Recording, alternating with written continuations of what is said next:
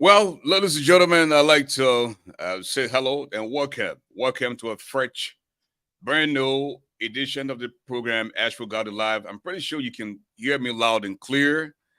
If you can, please give me the thumbs up. Say something so that we know that we're loud and clear via Bridge Radio Africa. And as always, want to begin the show to say the big thanks to the Almighty God. Father God, you woke us up this morning and you didn't have to do it, but you did it for us. And we want to say thank you. You know, I come this afternoon to say I am grateful to you, Lord. Some things were meant for evil, but you turn it around positivity. And I just want to say thank you. I want to glorify you, Lord Jesus. I want to bless your holy name. And in this light, I want to say thanks. As always, some heard the name, some heard people talk about it. You've gotten the opportunity tonight. The mastermind, the doctor of love, the medicine of the microphone, the golden voice of radio, the broadcast commissioner. Get sit to by ye get Zebon Blow that and Jaco Mel Chilaji. You wouldn't know Mozo and one ye mad double to dry, and you adiwapo. Boro bly, pari kojo, boro say, Bassi yon pro. C'est qu'on oui à épeler. Mesdames, Messieurs, je vous dis bon après-midi, bonsoir, bienvenue. Nous sommes en sud-africain de modulation. Je suis votre animateur. He doesn't eat iron, but he's definitely stronger than a lion. Africa's media do be doing extraordinary. I'm Ashford Garley. Welcome to the show.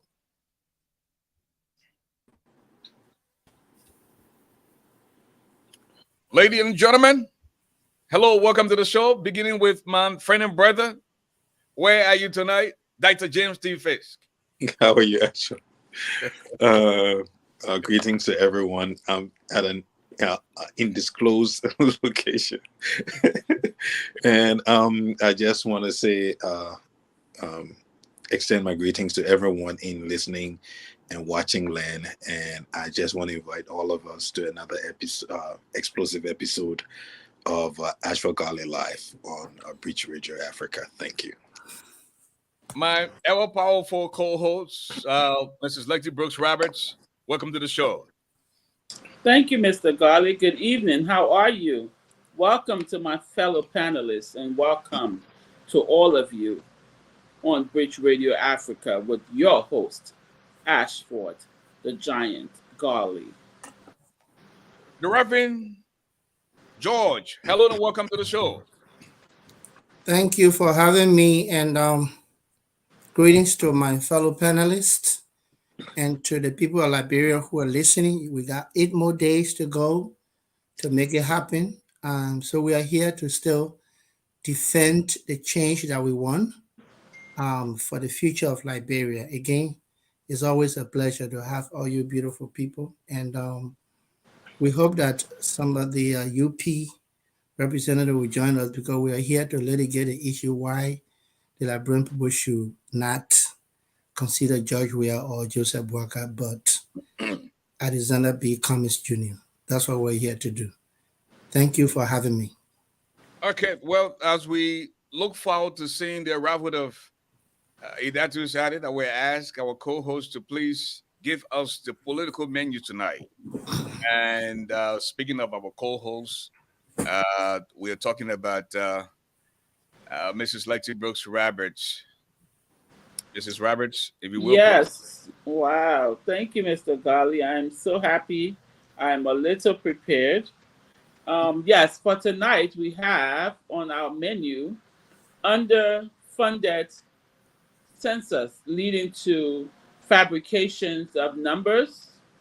We also have increase in numbers in the southeastern Liberia, known for using contraceptives, than Western Liberia. The NEC's failure to demarcate districts for accurate accounting of votes per location. We also have Alexander Cummings sued in reference to redistricting which he lost.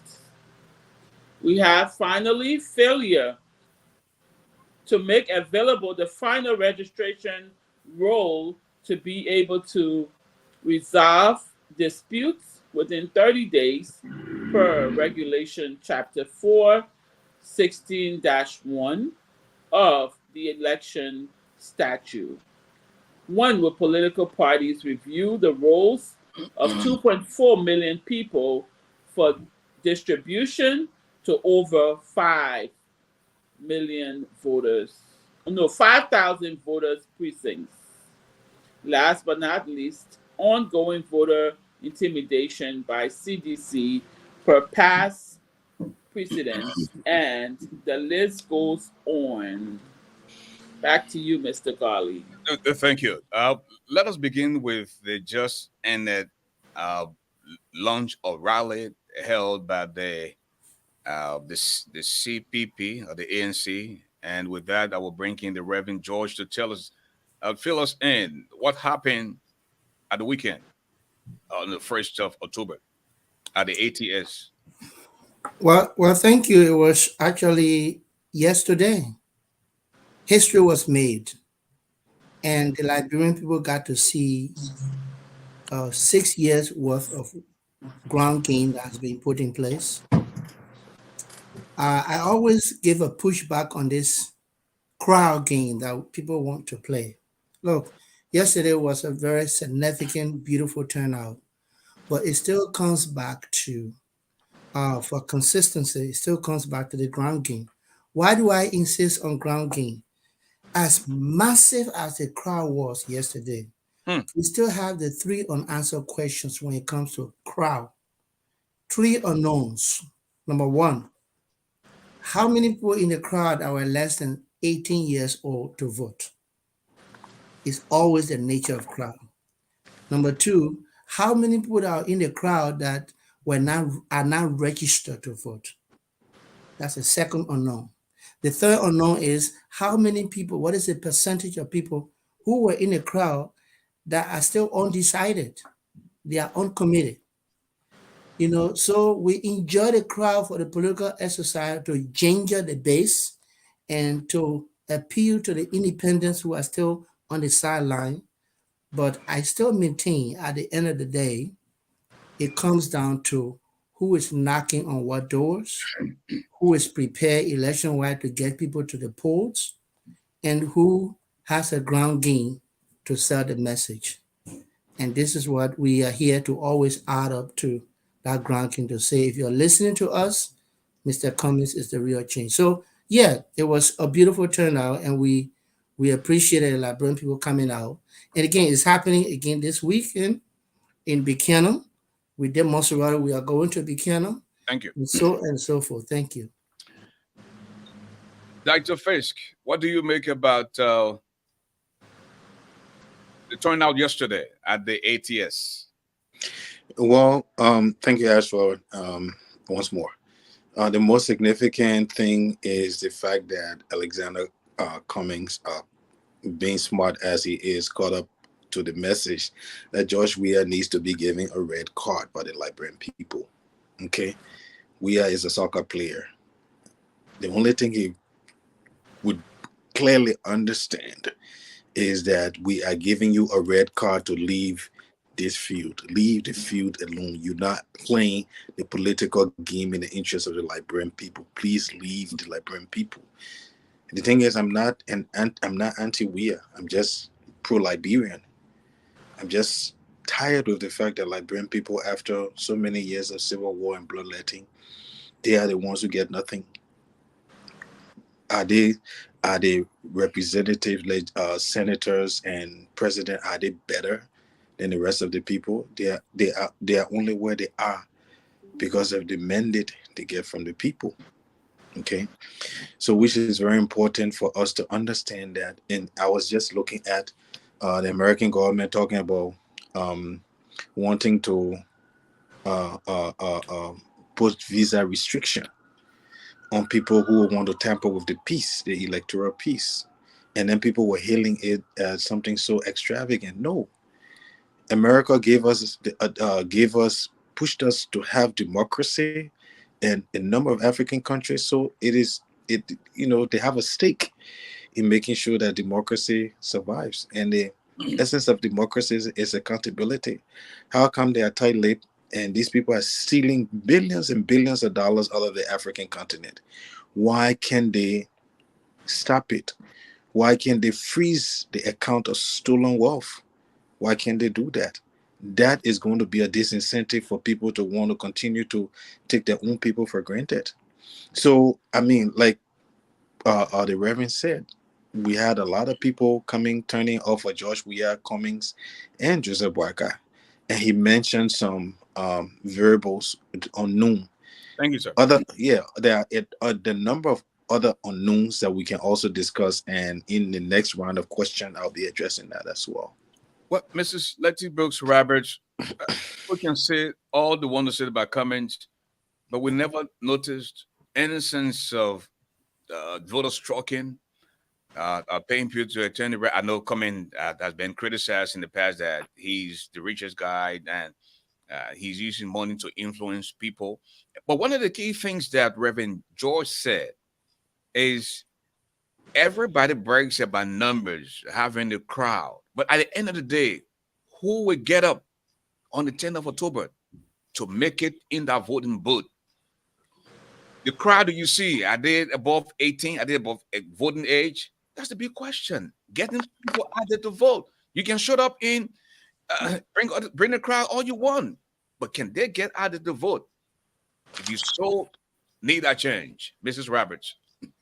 Yes, thank you, Mr. Garley, and I do agree with that sentiment. Will those crowds or those people turn out for the vote? You know, we talk about this crowd politics. Why it's great that people come out and fill the stadium, but some of it is what's in it for them, just as much as what's in it for the politician. So some of them just come because it's a Sunday evening and it's an outing. So so they come out.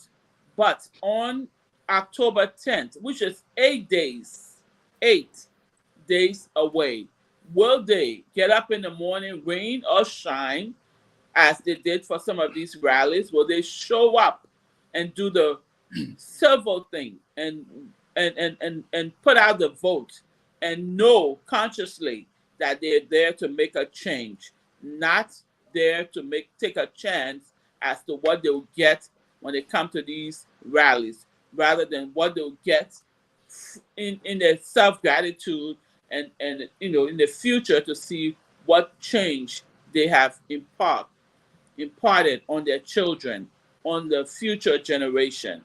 So for me, I've stopped watching on the crowd. Why did I think he had a good turnout? Because being the underdog, don't forget, there are people who worked in the UP government, and there are people that are working in the CDC government that do not want their faces or their choices known yet. And those are the undecided. We call them the undecided voters, but they do know who they are, but they do not want to be stigmatized, especially on our next topic where we have, people intimidating voters. Well, thank you, Mrs. Roberts. And I will go back to Reverend George. Reverend George, I just listened to Dr. Fisk. Do you agree that the analogy using the rare card should be a lot more amplified so that they can get into the heads of the voters? Because when you are playing soccer, when you are playing any type of professional sport, and you commit that or technical foul, you're either ejected, with a rare card. In this case, George Weah, I mean, does not mean well for the country. He has not done what he said he was going to do for the people of Liberia. In this instance, giving him a second term would be sending our country in the wrong direction. How do you respond?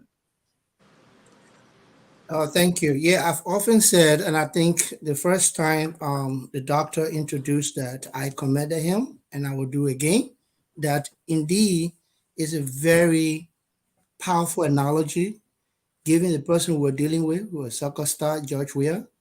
And I think backstage, I was trying to say, look, maybe we can even make it add more nuances to it so that our people know when we say give George Weah a red card, what we really mean is go out and vote against George Weah. That's the best way you were giving a red card. Vote against CDC. They are destroying our country. I'm sorry that Reverend Datu, who represent the UP, is not here. And I'll also take it further if I'm allowed to do so. Also, do not lift up the suspension of UP. For 12 years, they plundered our country. So as you are giving George Weah red card, don't lift their suspension. Let them remain on the bench. Because we're not going from frying pan to the fire or from fire to the frying pan. We give this for 12 years. And we know what happened in the 12 years. We can litigate those issues in the 12 years. The drug we're talking about, the rape of the Liberian children, market women, Liberian women went in the Salih government, they sat at the Capitol building demanding justice for rape against women. We saw it. We saw extrajudicial killing in the lives of Harry Greaves and other people who were killed. And Joseph Boakai was there. He said nothing. So his suspension that was given to him in 2017, when he was not picked, let that suspension remain. We don't want him on the page again. The red card to Judge Weah and the suspension for Unity Party should remain. We need a brand new team in the lives of Mr. Cummings. Thank Thank you. you. Dr. Fisk? Yeah, when I'm listening very closely to Mrs. George before I get to the Reverend, and she described one category of voters, and those are issue voters. Okay, so in other words, in addition to what the Reverend listed as those unknowns, we can also add how many people that were in the crowd who are actually issue voters. Okay, we can also add the fact that how many people who in the crowd that will vote for Cummings only because on the basis of party line. I don't care what the situation is. It's party line voting. We also need to take into consideration that some people who will vote strictly on tribal line. Okay, we recently had a guest on the show who said that clearly. Okay, so you cannot, eliminate that. Then of course we have to put the one I talked about. That is charisma. People will vote for people only because they feel attached to that person because of the kind of charisma that they kind of exude. And um the Reverend was talking about giving Joseph Boakai, keeping Joseph Boakai on the bench. There's nothing wrong with that, only unless of course we consider the fact that George Weah is the incumbent president of Liberia. What that means, especially if you study the history of incumbency politics in Africa, these guys are in the driver's seat. Look at what he did. He appointed the election commissioner and the rest of it. So because of all of those variables, it is always easy for the incumbent to win a second term. Okay, so because of that, just that and several other things we can also discuss. The number one political opponent for both Cummings and Boakai is George Weah. The number one opponent of Cummings is not Joseph Boakai. Joseph Boakai is not president. The number one political opponent of Joseph Boakai is not Alexander Cummings. So you can't fight two battles at the same time. The last election, nobody were able to get 60% the first round. So technically speaking, Thank you. it doesn't make sense that there will be a first round winner. So you can give George Weah a red card and get him out of the game, and then the two best teams can now duke it out, and then the people can decide. I think that's how it should go. Everybody needs to understand and give Weah a red card. I'm not anti Weah. I'm just pro Liberian. Thank you. Thank you. Mrs. Roberts, we'll end with it and then segue to our next segment. Giving George Weah the red card, do you really think that is sufficient in making a decision come 2023, that's in the next 8 days? Do you see George Weah not making it to the second round, and Cummings and Boycott will go in? Do you see that happening? Yes, I do. And tell us I why. see it happening because of so many reasons. George Weah was the one who had the mentor of authority. There's so many unsolved deaths in our country. We have 6 or more auditors that worked in his government mysteriously died, and he has not solved that crime, even though they may have come and brought us some um you know nanny goat story. But all, even the Liberians right there at the scene, they didn't find it credible that two sensible professional people would be in a car and notice that they were locked in there, and something wasn't right, and one of them wouldn't come out to go get help. That alone was a slap in the face to the Liberian people. That's another reason. All of the drugs that has come in our country, and we have not one statement from the head of state. We have all of the guns that have been found, discovered. We don't know where they are. No one has given up any stories as to, okay, they were confiscated. They told us some, again, cockamamie stories about, oh, this guy that lived in America sent him over. But what becomes of the story? What's the end game when we have all these killings? People are so paranoid that I hear by 6 o'clock, maybe 6 o'clock, 7, it's too late. 5, people are running home. Only the who's who that have security are out and about in the streets. We just saw a young man or 2 young men being kidnapped, cut. A man cut his genitalia cut off. Liberian people. That's another reason for the red card. Thank We you. have the justice system that doesn't stand up for the little man. If you don't have money to pay, your case goes nowhere. Thank you, Mrs. Roberts. Well, folks, if you just joined us, this is ASHFORD GARLEY Live on Radio Africa. We are only at Mondays and Tuesdays on your favorite uh, social media platform, British Radio Africa. We'll take a break. When we come back, we'll touch on the Farmington Declaration. How can we prevent electoral violence? Something that happened at the weekend in Lofa County. We'll touch about it. We'll play some snippets from Thomas Fowler. We'll also listen uh, to Joseph Yuma Boycott as well. Don't go away.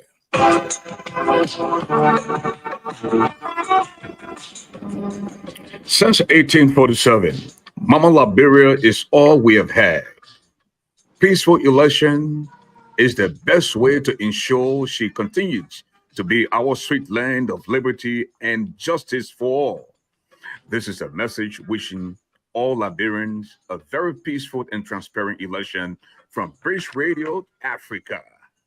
Yay.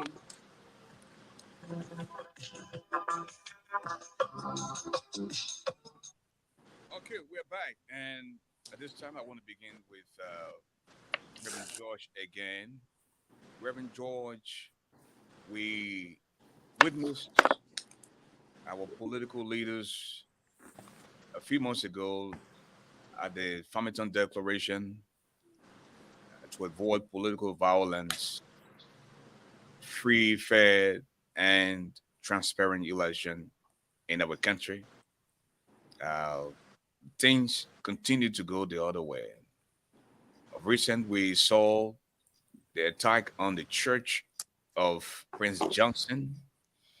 We saw the attack on Yeke Kolubat in District 10. Here are we now in Foya District, Lofa County, where our brothers were killed. 2 men were killed in Lofa County. And sometimes, out of empathy or sympathy, you put the politics aside. I remember very well a month or 2 ago when the Wea girls who were headed to Nimat passed away in a very tragic motor accident. President we have suspended his campaign. We saw Thomas' father suspending his campaign yesterday as well. Joseph Human Boyka went into Lofa County campaigning. We heard about the deaths of two sons of Lofa County who happened to be from the CDC side. When do we put politics aside and take the human life seriously? Reverend George, I will begin with you. Well, thank you again to our listening audience. Again, good question. Maybe a little bit misdirected, but let me just chime at it because I really hope that we had representative from the Unity Party representing Joseph Barker to be here in our midst. These are crucial issues that we need to be frank about. Look, I have said from the onset that, you see, there is a scenario, there is a narrative here, whether you like it or not, or you agree with it or not. It has come to the open where if it is not Unity Party, then it's cheating. And I have talked to my friends across the aisle. Yes, nobody wants a rigged election. Yes, nobody wants, Conquer Road ruling on the election. But look, let's tame it down. Let us not make it as though it's either me or not. Okay? And this is where the rhetoric that came out, you see, I was saying it on the show. The rhetoric that came out first from Prince Johnson, when he expressly said, if you try anything, you will shoot your guns, you will kill us, or you will die. I took serious exception to it. And when Ambassador Boyka doubles down a little on King and try to clean up and say, if they cheat, there will be no country. I also took serious exception to it. What we're seeing now is playing out before us. So, the fire issue, I have said, look, we cannot politicize it. The human beings lost their lives. So let's empathize with the family. So that being said, I believe every Liberian, whether you're a politician, should give some sign of empathy to the family. I believe they said 3, some stories say 4 people who died, who were not expecting to die, who had dreams and aspirations. So I really believe the Honorable Thomas Fala did the right thing, like anybody would do. And I'm calling on the Unity Party people to say, you know what? If we didn't do it, let's apologize to the Liberian people because lives matter. These are the people you want to lead.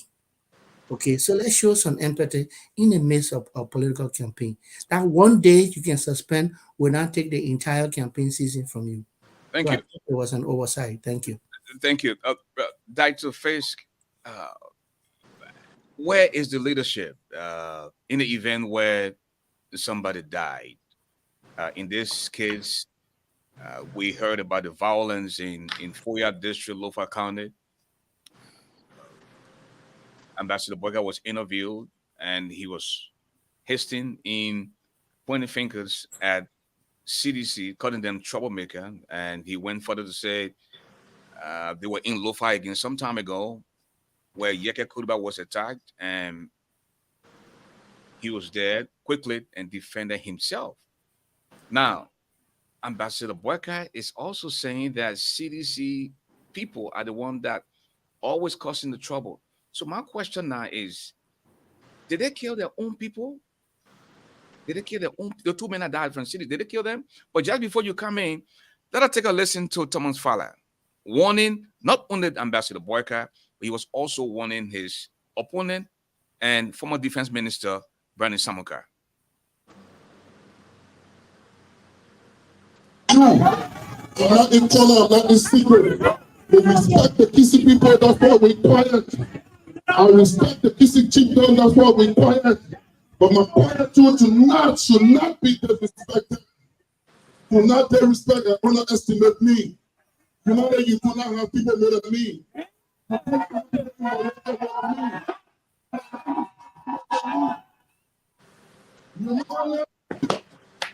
You meet me in Morocco, you ask me for help.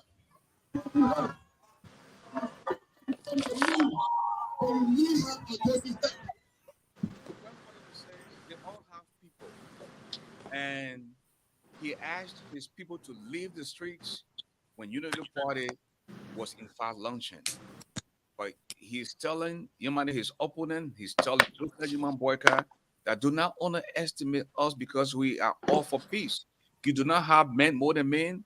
If you do not know about violence more than me. We are trying to be peaceful.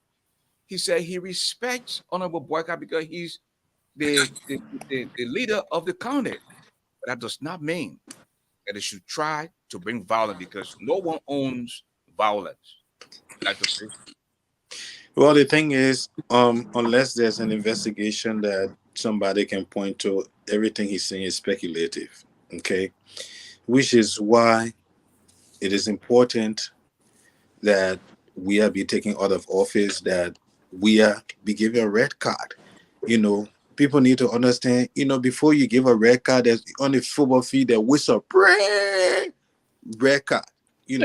So we need to hear loud whistle sound all across Liberia. The Liberian people are ready to kick you out. That whistle sound and the red card supposed to be all over. I don't know why the opposition joking with this stuff. And let's look at what happened in Lofa. There's only one person that had the obligation by law to speak on that issue. Not just speak on the issue, not just extend empathy, but to also investigate the issue. That was Josh Weah. Every other person, Alexander Cummings, Boyka, and the rest of them, if they try to extend an olive branch, is because they were being magnanimous. Okay? George Weah had the responsibility. So he continues to renege on his responsibility. And that's why you have all of these violence all across the country. It's not just the election, which brings the issue up very clearly. Okay, in the midst of the Farmington Declaration, how do you have an electoral commission that cannot tell you the actual quota for different areas that will be casting their votes? In other words, there's a possibility, okay, that a number of people will be disenfranchised. Now, if you try to disenfranchise me, who's causing the trouble? Me, who you disenfranchising, or me that trying to fight for my rights? If people were not fighting for their rights, I don't think South Africa will have independence today. Neither would so many countries all across Africa. It is not within your power. You cannot abrogate it to yourself as an individual, okay, to just disenfranchise the people. It's one of the reasons why Guinea has a military leader today rather than a civilian, just because people think they can take power that does not belong to them. No, it comes from the people. No one is advocating violence, but it's important for people to understand that they are only in power because of the will of the people, period. Mrs. Lexi Bruce Roberts, Ambassador Boyka had the opportunity while in Bond County to respond to journalists following the incident in Lofa County. Let us take a listen. Trip to Bond County yesterday, and we knew we had heard that there was going to be some rally in Lofa, specifically for last night. You hear him? Daddy knows that there was some things going on there. We've been able to get some inkling as to what happened. Not the full detail. The Honorable Mali, whom I talked with last night, he said he wasn't there when the incident took place when he came back. So he said today at about 10 o'clock, during a call to give him the details. From what we hear, we had a group of our citizens in the United States here participating in the election activities. And they're kind of going to welcome them coming from Sherwood. While they were marching coming. Because for Trump Palace place. They started receiving drugs thrown from across So, the crowd. Mrs. Roberts, supporters of Unity Party that came from the U.S. that way the Sierra Leone was marching, and then supporters of Thomas Father, in other words, attacked them by throwing stones. According to Ambassador Boycott, that's what he gathered from that. But just listening to Thomas Father, uh, different story. So according to Dr. Fakes, he just made speculation. We still don't know what. Come in. Yeah, Mr. Garley, with all due respect, that sounds like something that was recorded while someone was sleeping. Mr.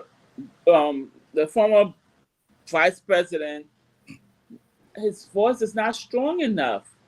If I told you I understood what he said, I'd be lying to you. I did not. However, from what you said, no, you as a leader or wannabe leader, you find out the facts.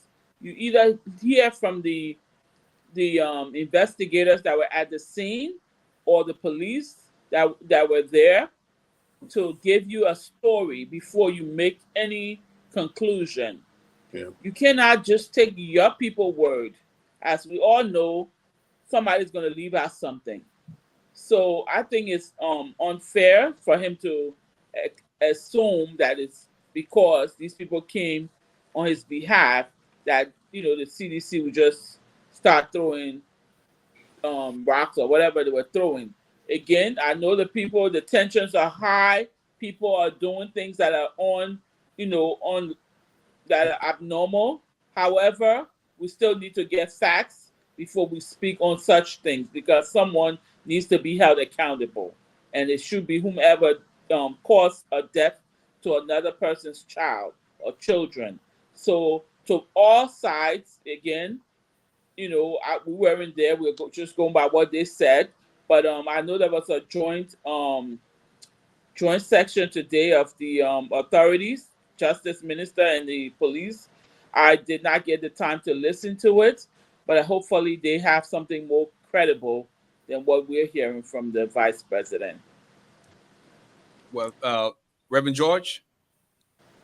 Yeah, and to just pick it back on what Mrs. Brooks said is that I was expecting the vice president to say, "Look, to the journalists, this is quite unfortunate, and we demand thorough investigation.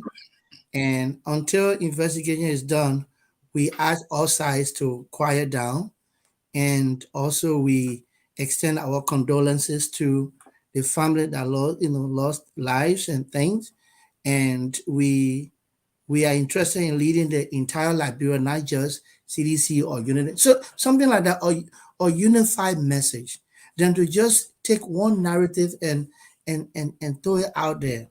Like the doctor said, unless we have an investigation, it would be you say, I say, Yep. bunch of speculation, bunch of assumptions. So you expect that a leader of that stature will contribute to the tension coming down by saying, condolences to the family, like I said, and asking all sides to remain calm while investigation ensues. But to already act like you are giving a detailed story of what actually happens based on what you are told, to me, it was premature. Dr. Face, are we looking at some type of entitlement here? Ambassador Boyka was vice president for 12 years on the Ellen. He did little or nothing in Lofa. He was in government for 40 plus years. What are the tangibles that we can look at in Lofa County? Someone's father did more in 4 years than what Boyka did in 12 years. So who is claiming to be entitled to Lofa here at this time? Dr. Fisk. The thing is, look, I take a different view. Stealing is stealing. Okay. So what would the resources that Fala used to develop Lofa, where did it come from? You see what I'm saying?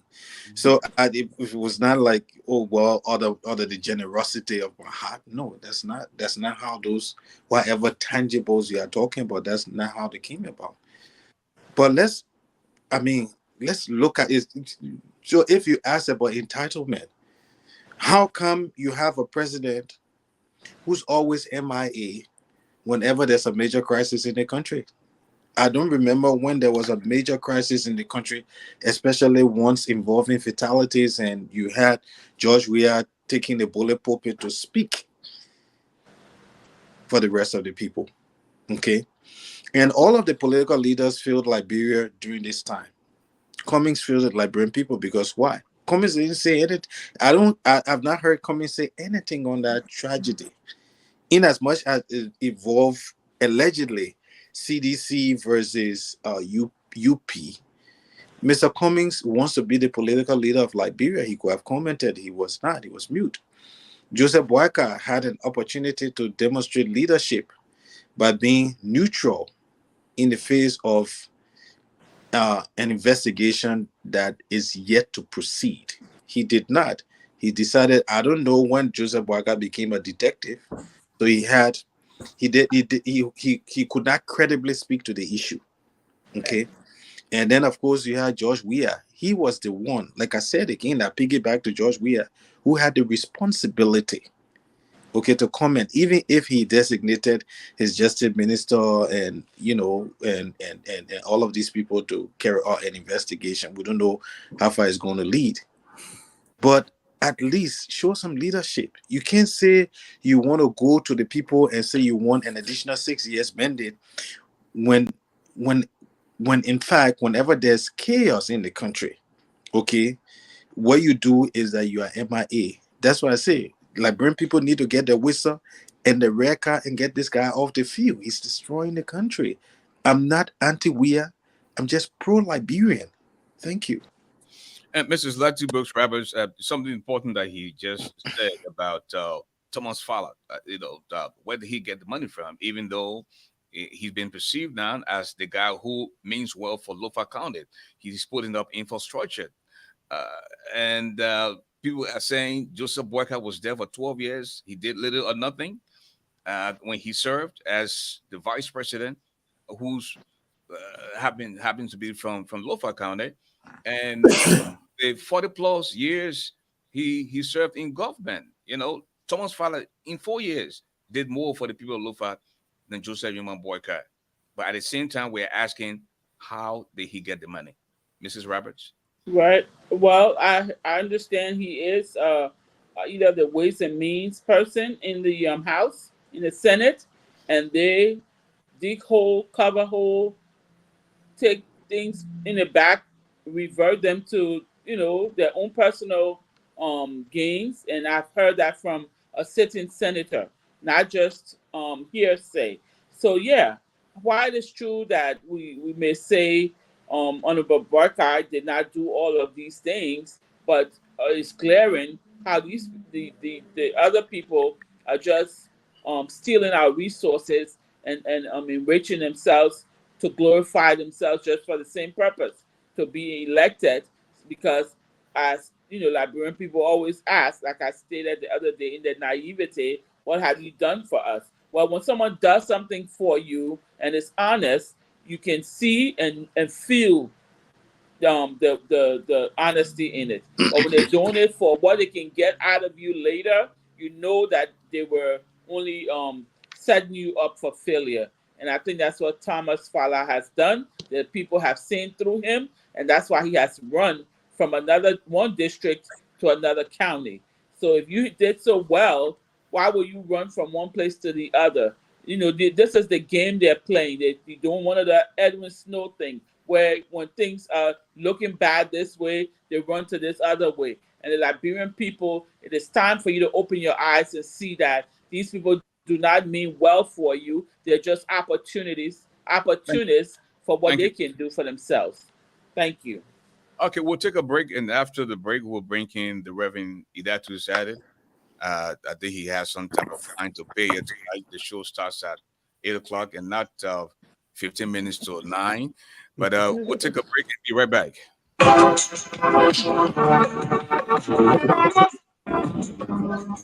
Since 1847, Mama Liberia is all we have had. Peaceful election is the best way to ensure she continues to be our sweet land of liberty and justice for all.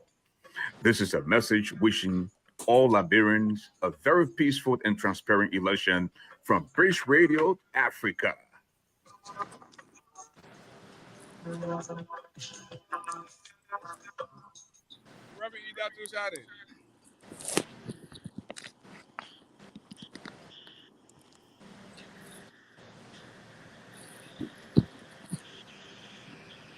Yes, sir. You're live. Oh, you sounded so low, Ashford. I didn't hear you. Okay.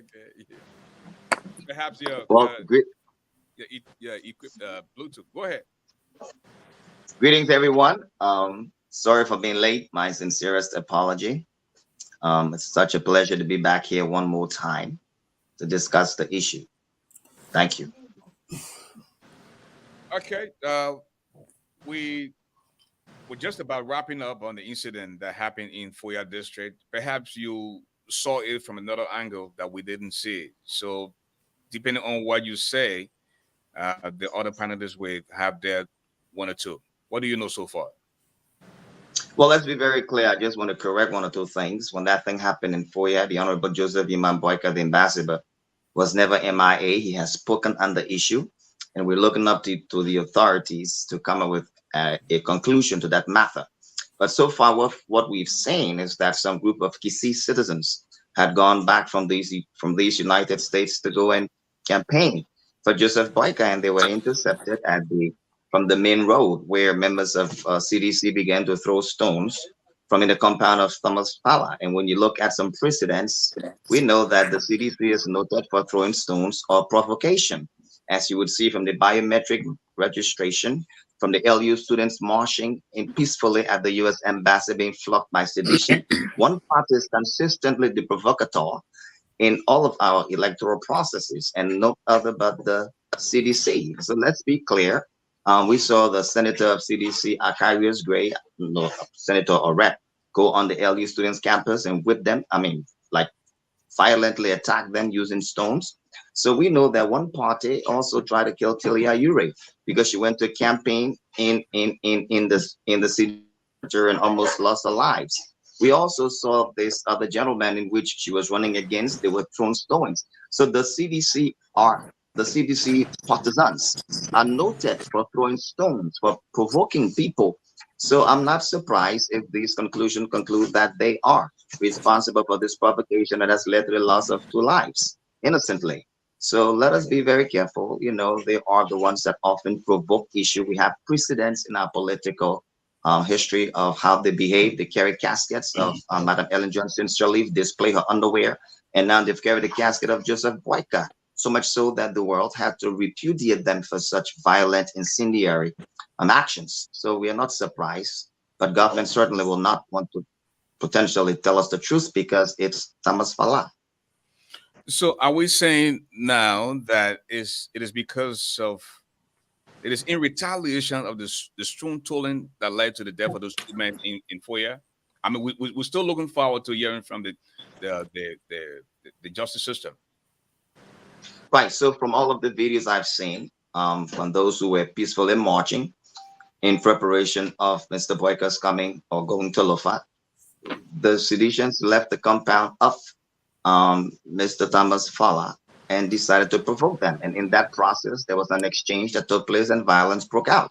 But why the provocation? If they're marching on a public street, why do you have to leave your compound to provoke them for coming to march? Now, people wouldn't come from these United States, a place of law and order, and go back to Lofa County to start violence with CDC. Come on, these people got a life here. They only went to campaign on behalf of Joseph Imam Boyka. So I don't see how they could be the ones provoking because they're marching with individuals. I don't see how they would even jeopardize their lives to get in violent altercation with seditions, knowing full well that they are the most violent party in these elections. As evidenced by the fact that they've threatened people during the voters registration. They've beat the students of LU who peacefully marched before the U.S. embassy. They've thrown stones. They almost killed Tilia Ure from throwing stones. So they are the ones known for picking up stones and throwing it. So I'm not surprised. Unfortunately, we certainly extend our heartfelt sympathy to those 2 folks who lost their lives and the many who are injured. Reverend George, how is that possible when we heard Thomas Fala saying that he told his men to leave the streets when the Unity Party is coming to campaign. Tomon Fada also complained that his compound was attacked, ransacked, and led to the death of 2 citizens. So how is that possible? How, do you see it from the same angle that he sees it from? Yeah, I mean, it all boils down to what Dr. Fix said earlier, that look, this is all going to be speculation until we get impartial investigation. But look, from the common man, okay, they throw stone at me, nobody dies from me, but I retaliate and somebody died from them. So this is the thing that's playing out. And nobody wants to talk about the father. What kind of retaliation that led to the death of 3 people if you claim that they provoke you? That something needs to be investigated. So it kind of not adding up to the whole concept of, just walking down the road peacefully and they attacked us. And suddenly the people who attack you suffer what? The death of 3 Liberians. But let me go back to the issue of Thomas Fala claiming to develop lo-fi and where he got the money from and all of that, because I don't want to miss the point. You see, that's all these people know. Government job, government position. They don't have their own money. They don't have any sincerity to give back to Liberia. Joseph Nyimabwaka, for example, to be honest, I'll come back to that. After serving for 12 years, he comes by and tells the Liberian people that he is living on loan. I want to ask my friend today, either he knows or he doesn't. I will let it go. Who is giving Joseph Boakai those loans? What are the terms of repayment for those loans? And how is he going to pay those loans? Now, since he left office, he has been living on loans. I think in this dying minute, 8 days to the election, the Liberian people need to know where Joseph Boakai is getting this loan from. Because you see, Thomas Fala is bragging again for developing Lofa. Tomorrow, Joseph Boakai gets to power, he will brag for developing Lofa. Is he getting it from the Lebanese and the Indian business people? Is he getting it from the bank? Amiable, good. But where is he getting it from? What are the repayment terms of those loans? And how does he intend to pay those loans? I wish my brother, the Reverend, could answer it if he knows. If he doesn't, I will let it go. Thank Well, you. Dr. Face, there you go. You just listened to Reverend Addict when you talk about trouble, but it's always the citizens who can provoke people. He mentioned Akara's Gray, Representative Gray on the UL campus. He went further to say Taylor Uriel almost got killed in Lockingtown during the District 15 represented electoral process in that. So is he now saying that it was the same provocation that they took out in Lofa County, and now the supporters of Workout were not willing to allow them to do that? So it means that when you throw all stone, we'll go all out and kill your people. That would deter you from even making an attempt to come back again. Yeah, you see, as far as the incident in Lofa is concerned, there are a number of factors, okay, that come into play. A chief among them is a system of patronage that has been ingrained by the CDC party. So people feel attached because of the crumbs that fall as a result of the corrupt activities that are obtaining at the very top. We know very well that Nathaniel McGill is on film saying that, well, at least we're not stealing our money and carrying it abroad. We're building it right here in the country. No, theft is theft. Okay, and it's not in the interest of the people that you will steal. Democracy is accountability. That's why I call on the United States government that the visa suspension is like a drop in the bucket. The best thing that you would do for Liberia is to seize the assets of those that are stealing the money from the people. Because if you say you want a democracy for Africa, a democracy that will continue to be nascent, then it's hypocrisy, which is what the president of Guinea said when he recently spoke at the UN, and in his speech is being hailed as one of the best speeches of all time. And people should actually go and watch the Guinean president's speech. Okay, and someone is asking Liberia for a second term. Meanwhile, during the first term, whenever there's crisis, whenever there's chaos in the country, he remains mute. Okay, it's something Liberian people need to ponder very seriously. Okay, and I'll continue to say this. All of the political leaders, Reverend Idatu said, Buaka commented, how would Buaka prejudicially comment on an issue? It's prejudicial, so he can't say anything. He's not a detective. Let the investigation go on. But we needed to have had a president who would reach out to the family, the bereaved family, and make them to and speak. Not Thomas Fowler is not president.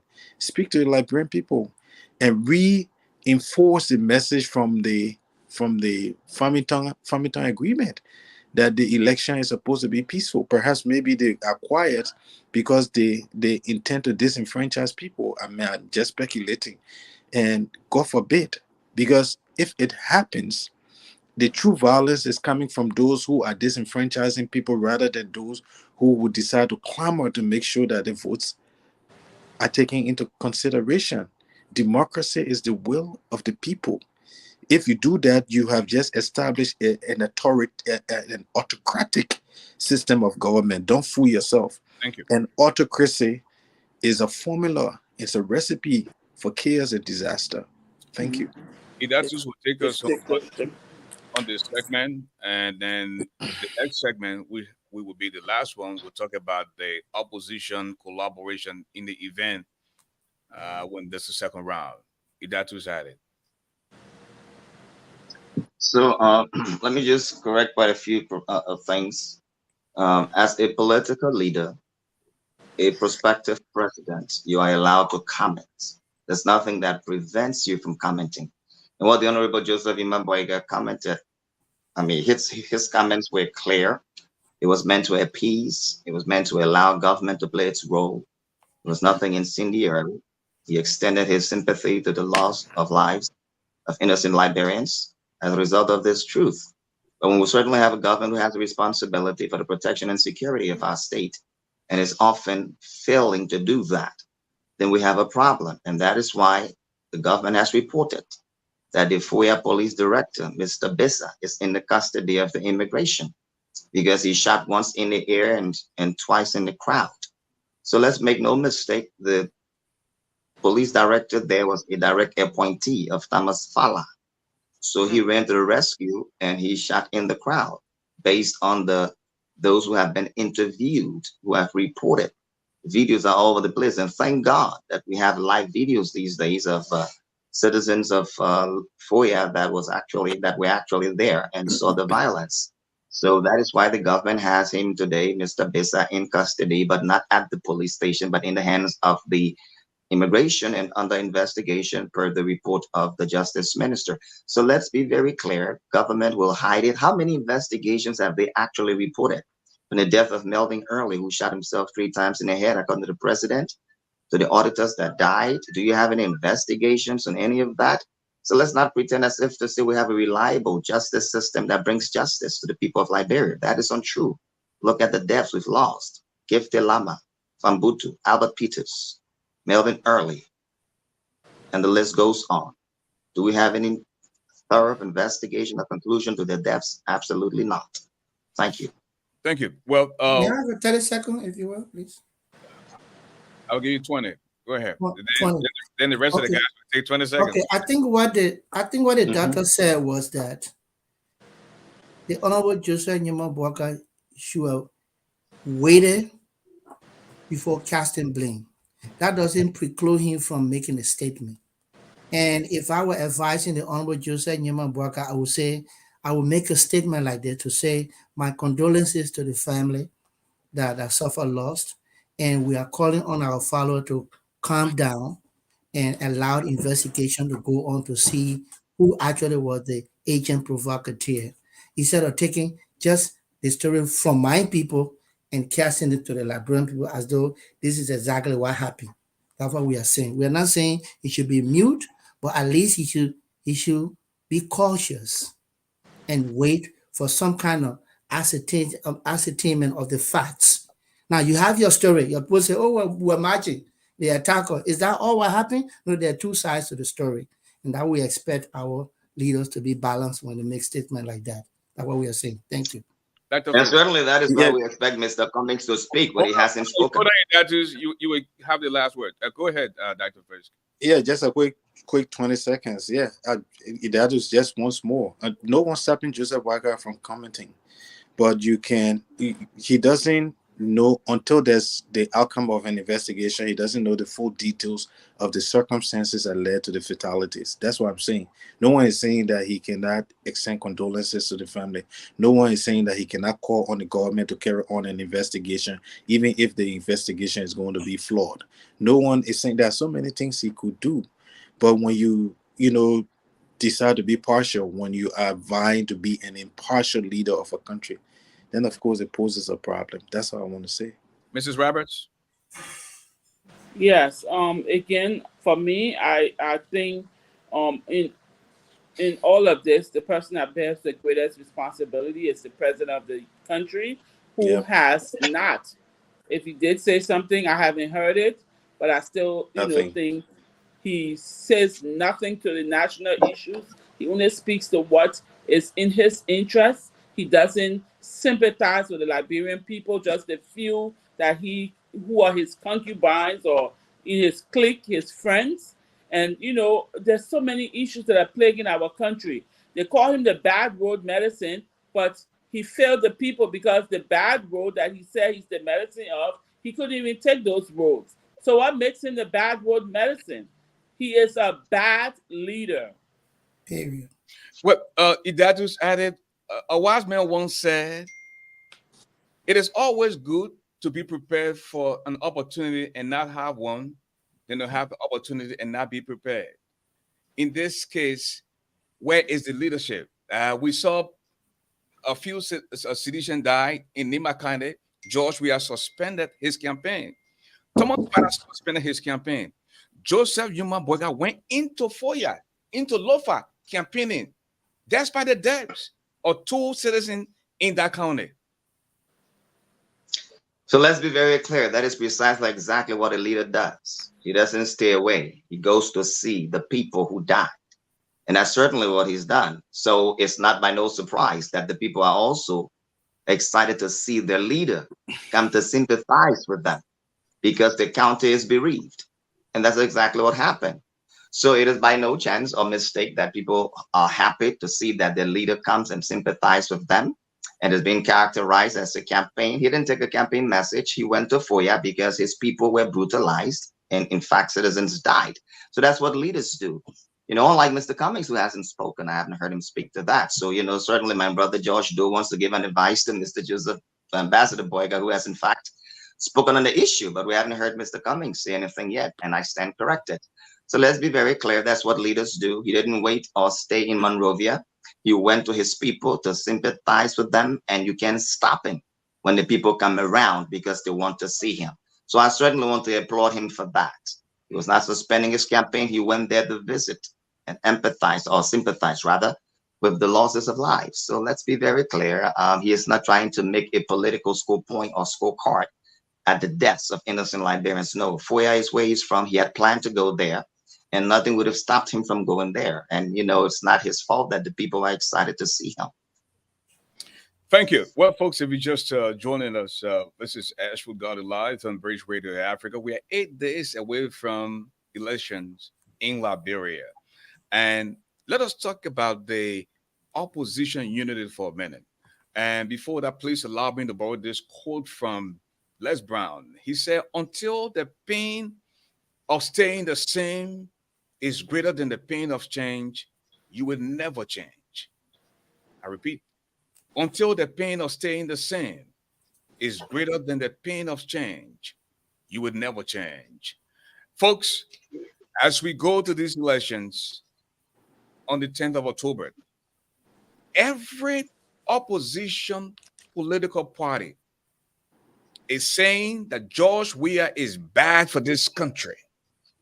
George Weah is the worst thing that has ever happened to this country.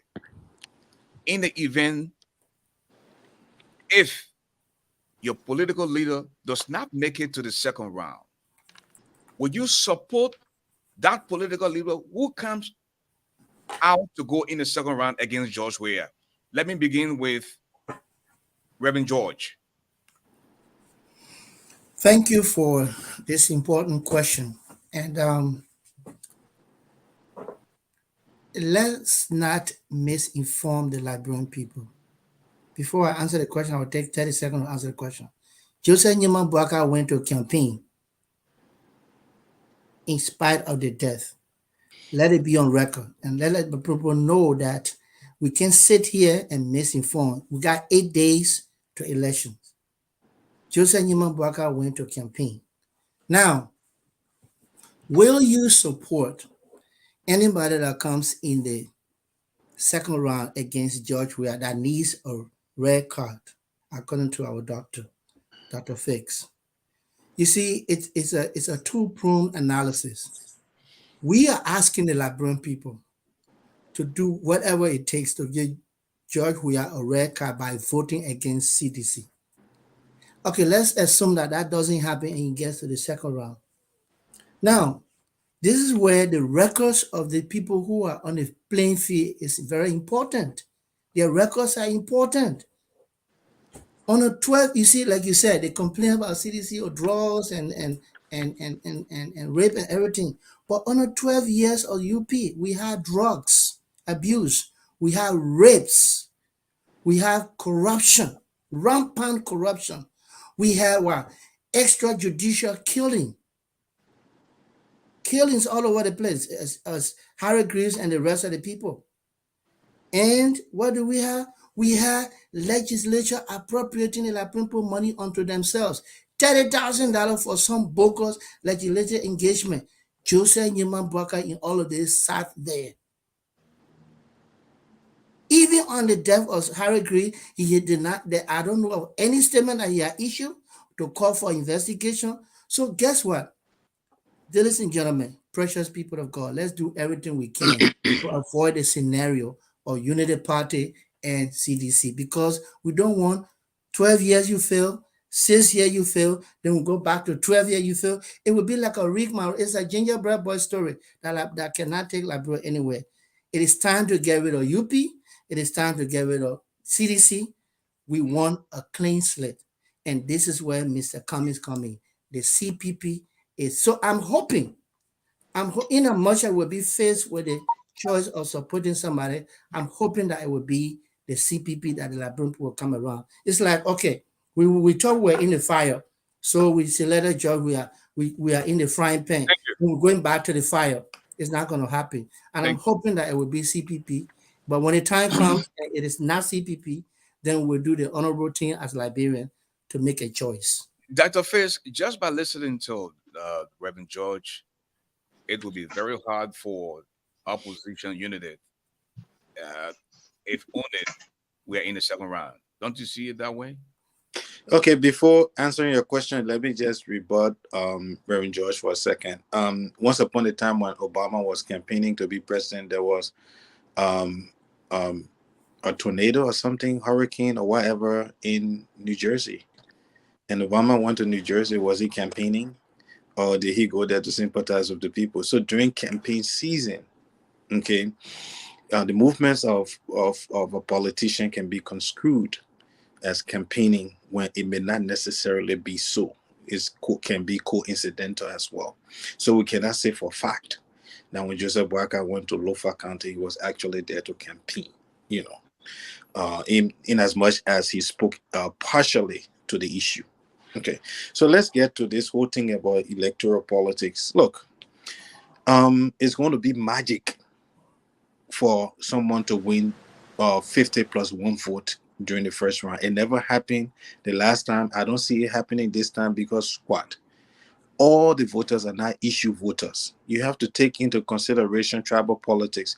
You have to take into consideration political party politics. You have to take into consideration the level of charisma that people feel towards those people that they are voting for. You have to take into consideration personal affiliations that people have with those who are connected with the people in power. So you can't ignore all of that and keep saying that, oh, we're going to win first round. No, stop talking like that. Okay, what you need to do is to focus on getting the person that poses the most threat to Liberia out of office, and that's George Weah. I'm not anti-George Weah. I'm just pro-Liberian. So what it means is that you act like a political opposition, and then once the political opposition goals are achieved, then you people can act as political job seekers. So in other words, one party want to be at the table. But worst case scenario, let's say that there's a runoff between Weah and Joseph Boakai. I would think that we would be headed for a coalition government, because I don't want a situation where maybe the CCC makes concession to Unity Party just like that, because the CPP will have a stake in making sure that Unity Party succeeds. So it needs to have a stake. In other words, okay, maybe give me some ministers of government and what have you, so that we make this thing work. You see, so that is more realistic than to sit down and say, well, first round, Alexander coming 50+1. That's never going to happen. So you guys need to have a better game plan than attacking someone who is not even president of the country. Joseph Boakai is not president of Liberia. The president of Liberia is George Manning Weah. Get a whistle, give him a red card.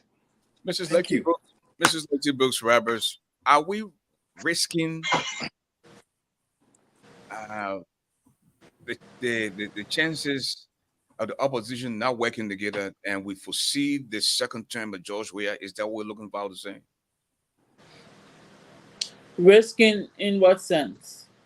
Not working together, in case somebody Oh, from the opposition comes to go against George Weah in the second round. yeah. Will the Um, opposition support that person? the risk here is you know, the little trivia stuff. You know, I see posts and I see, you know, more prominent people of the campaign or of the leadership, you know, making these little taking these little petty jive at each other. And for me, I think that's where the risk is, because, you know, in times of one time where we need to get together, you know, there'll be some pride and stuff like that, or shame, because of the little, you know, silly things that we are doing. But I know that I agree with Dr. Fisk.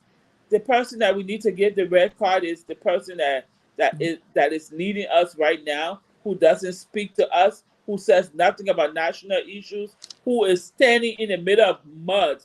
I'm hoping that this is a Photoshop picture that I saw today, that our president is dressed well and in the mud. What does that signify? What are you proving for even those that are his followers to even do that? What are you saying? You're making a worse case than you are a better case. So when we get him out of the race, and I don't think I'm praying that he doesn't even go to the second round. I'm hoping it will be between CPP and maybe UP, and of course CPP will kick UP butt. Well, we were we were good at that, just following his response comment, and we'll begin taking the Well, question. well, thank you, Ashford. Hold on, Idatus. Now, people are saying Unity Party should tone down the rhetoric a little bit. They're saying you guys are behaving as if you've already arrived, you already won the election. Now, this is something that is kind of pissing a lot of people off who happen to be from the other side of the opposition bloc. And Musa Bedete is on the record saying the kind of way you people are behaving, it would make it very difficult for you guys to work together in the second round. And he's not the only person. There are several other opposition political leaders who have that same belief. So let's be very clear. There's nothing wrong with keeping up a momentum. Being cautiously optimistic is not a sin in politics. So, you know, you asked Dr. Doe, Reverend George, a direct question, and he pivoted to criticizing Joseph Imampoika once more. It is our hope, personally my hope, that in a free, fair, and transparent elections, if there be any chance that Joseph Boyka emerges I would hope the ANC will certainly CPP. support us. CPP. The CPP will certainly support us. So we are very confident. And let's be very clear. You know, Reverend George often say, let us not misinform. Let us not misinform the public. But the last time I checked, it was the CPP that published a photograph from Uganda misinforming the public concerning the crowd size, even though they don't believe in crowd politics. But you see, when you look at the internet consistently, it's often the CPP or other minority parties that are rising up beyond reasonable doubt, constantly criticizing Joseph Yuma Boyka. It is not for his health, it is his age, it's how poor he is, he's living on loans. So when you look at the political leader that has experienced the most barrage of attacks, that's why people are wondering as to whether or not CPP rather is an auxiliary of CDC. How often has Dr. Fisk tried to caution us on this platform to stop attacking each other? But the idea is we're in a competition. Let's attack, and whoever wins, wins. That is fine. But what does that do for collaboration? And that is why today we went to the Supreme Court, and we got a verdict today to ensure that voters registration roll will be released and has been released, all in the interest of opposition unity. Even though the CDC didn't care whether or not it was released, ANC didn't go to court to find out whether or not it could be released, but we did that realizing that it's important for all of us, the 20 opposition parties within this race, that this be done in unity. So we're hoping that we'll support one another. Thank you. Well, ladies and gentlemen, we have come to the end of the show where we will now begin taking closing statement. You can respond to it in 1 minute and take 2 minutes to close. Let me begin with Reverend George. Yeah, thank you for that gesture, because what I'm seeing here is, even with Dr. Fix, I kind of a little disagree when he says you are talking about giving George Weah a red card, but then you skew the narrative by saying if Joseph Boakai and George Weah goes to the thing, CPP should do that. Okay, so if we're really serious about giving George Weah a red card, then we should be opting for CPP and Unity Party going to the second round. Not always speaking as though Unity Party goes to the second round and CPP is expected to make concession. That's to me, you are skewing the conversation. Okay, so I think we should be mindful of that. If we are calling on the Liberian people, say, give this man a red card, knock him off the field so we can have CPP and Unity Party to deal with in the second round. Then it will be balanced. But it always like, we got to do the other way around. I reject to that. And a caller just said, Chairman Bellity and Mr. Cummings has issued a statement about the incident in Foya, Lofa County. So I hope those who were speculating will get it from here that our leader has spoken. They have expressed their condolences as amiable leaders, and it is on record. Thank you for the caller. Let me say this as I end with my 1 minute or 2 minutes. 1 minute. Okay, the Dallas is cast. We are going to the polls in 8 days. We are asking the Liberian people to look at the records. We want to give George Weah red card. Knock him off the field. It's dismal. Nothing to offer right now for the Liberian people. But also, don't forget the 12 years of the Unity Party. We cannot sweep it under the rug.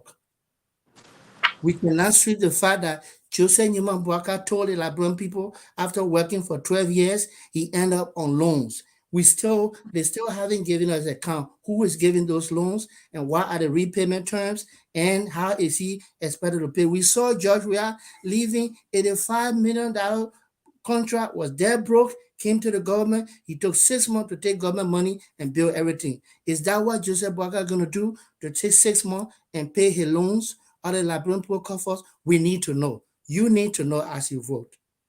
Thank you very much. Dr. Fisk.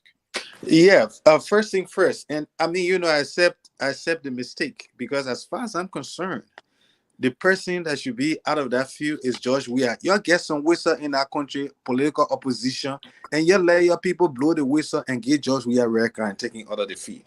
Now, if you have a situation between Alexander Cummings and the Unity Party, then it becomes a discussion of these issues that Reverend George is talking about. Then people can begin to prosecute boycott, okay? And people can begin to look at Alexander Cummings' record a little more critically. But if we have a situation where these two people are fighting each other and then George Weah slips through to the second round, then it is only because of political recklessness, okay, when in fact the issues are against Weah.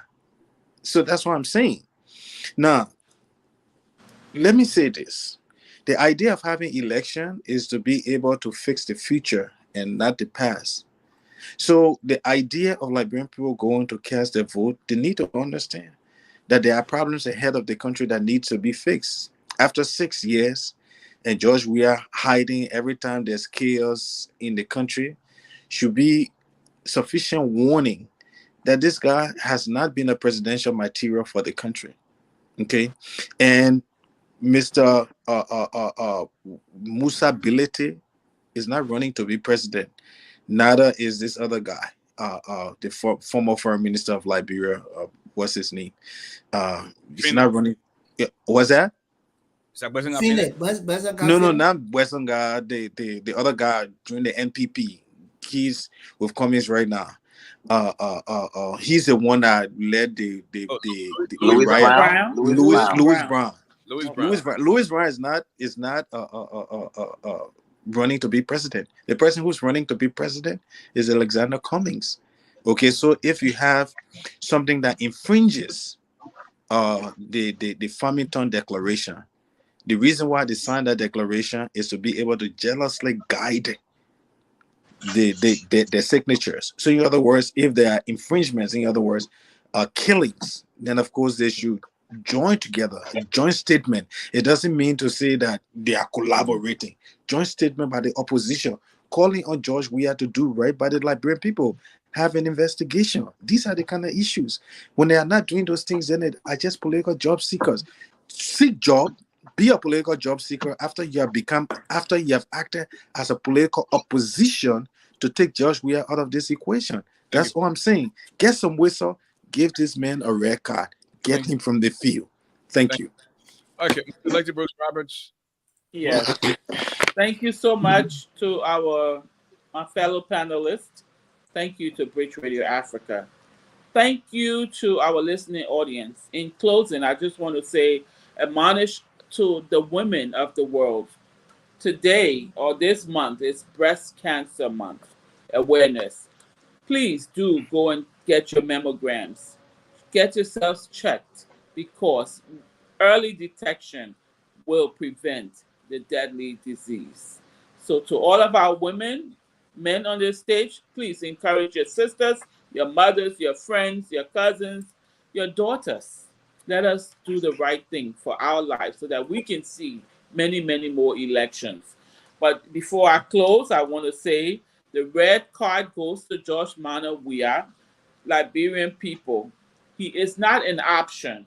You have all of these reasons why he should get booted out. Okay? We have Melvin Early. We have Gifty Lama, Albert Peters, Mabutu Nyimpa, Odell Sherman, Princess Cooper, John Sunday, a personal friend I grew up with. This gentleman left America to go give service to his country, and he was killed with the same old, undermining. I also want to bring light to Jackie Anderson. Shiloh Musu is still laying in a cold refrigerator, and we have no outcome to her death. We have a former justice minister, sitting in court, in jail. We don't know the outcome. The person that owes us explanation is George Mana Weah. He went to the southeast and is not ashamed. The magistrate was killed or the man disappeared up to today's date. Grant Jeter, you should have booed him out. Thank you. Liberians, give him the red card. Thank you. And Because do consider CPP as your next option. that's you said it. Thank you very much, my fellow Liberians. Here we are. There are those who are asking for record. They are running on a vision of youthfulness and a future that you can gamble with without a record. But make no mistake, they often make the argument that the past is failure, but the present should be tolerated on the basis of criticizing Joseph Boyka, when in fact they have not attained the necessary recognition to lead this country. They've posted fake photographs about crowd size, deceiving you into believing that they can lead this country. That's not the kind of model you want for leaders who profess that they want to lead you. But let's be very clear. In the words of Alexander Cummings, he often says that the past indicator of past performance is the best indicator for future performance. But we have those who are advocating for a future and youthfulness as a vision, but they have no record in the country. And that is why young men like myself would rather put my trust and hope in the man who has vision and not age. Vision builds country. He's none other but Joseph Imam Boyka. He's asked us to think Liberia, love Liberia, and build Liberia. So make no mistake, he managed in the last 12 years the One Health program that brought over $30 million, the Regency program that brought over $50 million, the Youth Empowerment program that brought over $10 million that this government has squandered. And those who are asking for you to bet on the future without a record, make no mistake, George Weah is a failure, and his government is made of young people, and these young people have failed you. Youthfulness is not a vision. Vision is the wisdom upon which nations are built, not because people are young. Mr. Alexander Cummings, let's be honest, they're asking about Joseph Boyka's loan. When he was asked to tell the Liberian people about his companies, he said, I can't tell you. Do you want a leader that is not transparent, but a leader that is honest and able to tell the truth about him? No government employee has the responsibility, as I close, to build nations. It's the vision of government. And I'm proud to have a man like Joseph Imam Boyka, who's indefatigable, lengthy years in government, indefatigably serving his people out of patriotism, finds himself positioned to serve the greater good of the country. Vote number 2, vote for integrity. Vote for peace and reconciliation. Vote for the stability of your country. Vote for education. In the vision, vote for agriculture, the one that Joseph Imam Boyka will be giving you when he becomes the next president of Liberia. I don't want to see when this parked car becomes a race car. I don't want to see when this sleeper wakes up, having done what he's done for his country thus far. Thank you. 6 years ago, George Weah said to us that by July of 2023, we would have had the coastal highway. For the first time, my country is divided. The Southeast now, if you can permit me, will now be considered the Federal Republic of the Southeast. If you will have to go to the African coast to come to Monrovia, then we'll have a problem. Our country is divided. The country is cut off. This man said, by July of 2023, we'll have the coastal highway connected. All the roads will be connected in the country. For the first time in our nation's history, we don't have roads. Folks, this is bad for our country. We need a leader that will change the narrative. Reverend George, please take us home in a prayer. Okay, let's do that for the sake of our country. And we also want to encourage all Liberians, wherever you are, continue to pray for Liberia for these last 8 days. They're very crucial because at the end of the day, Mama Liberia is for all of us. Let us pray. Our Father in heaven, we thank you for today. And thank you for the 8 days that are so crucial for Liberia. We are asking all Liberians, oh God, to come together and recognize that at the end of the day, we need peace. So we pray that these elections will be held peacefully and that our people will be allowed to exercise their franchises, they'll exercise their rights. And at the end of the day, whoever wins, we will all rally around that person for the sake of Liberia. Thank you for Bridge Radio Africa. We pray that you will continue to excel this medium that is enlightened our people.